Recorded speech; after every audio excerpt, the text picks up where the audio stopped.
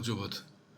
ღვთის დადგენილებით ადამიანი ვერ ცხონდება ეკლესიის გარეშე. საჭიროა ღვთელი, ვიღაცა ადამიანი, ვინც მონათლავს, ასწავლის ღვთის ჯულს, აღსარებას ათქმევინებს, აზიარებს. სწორედ ამიტომ დაადგინა უფალმა ეკლესია, ამიტომ გარდამოულინა 50 დღეს მოციქულებს სულიწმინდა, რომ სხვანაირად ეს არ კეთდება.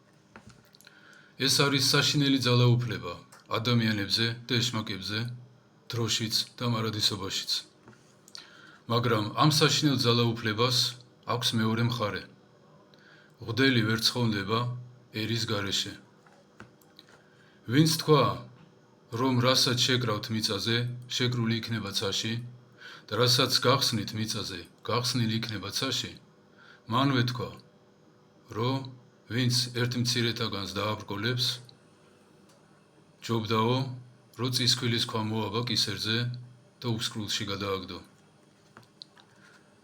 ანუ, ჩვენი ცხონება დამოკიდებული არის თქვენზე და თქვენი ცხონება დამოკიდებული არის ჩვენზე. თუმცა ღმერთი მოქმედებს, აქაც და იქაც.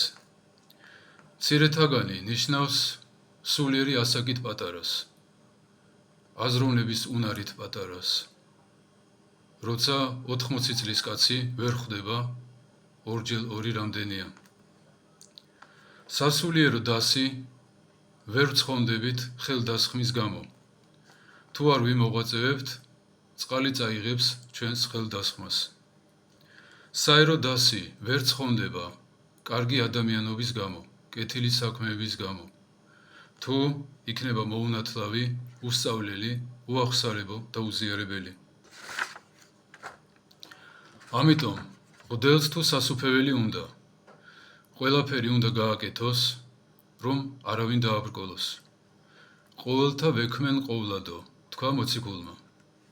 და ერისკაცს თუ სასუფეველი უნდა, რაც არ უნდა ცოდვილი ღვთელი ნახოს.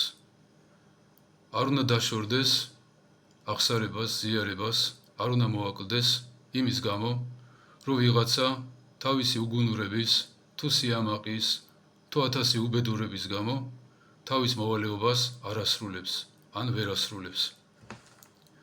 ღმერთმაო არ ახრიდა ანგელოზებს, რომლებმაც თავი აიმაღლეს. ჩვენი მით უმეტეს არ მოერიდება. ამიტომ გაუფრთხილდეთ ერთმანეთს და ღმერთიც გაგვიფრთხილდება. საერო და სასულიერო დასს შორის, მართლმადიდებელ ქრისტიანთა შორის, რაღაც უხილავი კედლები არ უნდა არსებობდნენ. ღმერთმა გაგახაროთ.